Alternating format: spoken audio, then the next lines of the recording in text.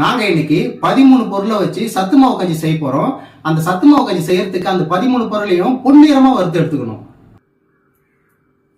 அடுப்பு பற்ற வச்சுக்கணும். சோளம், கோதுமை, சோயா, கொண்டக்கடலை,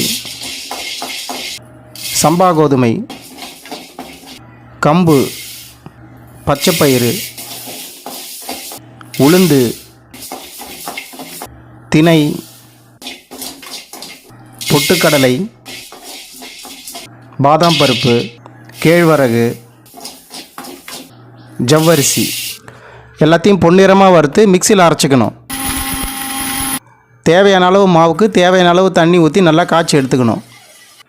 உப்பு, சர்க்கரை, காய்ச்சின பால். சத்து மாவு கஞ்சி ரெடி.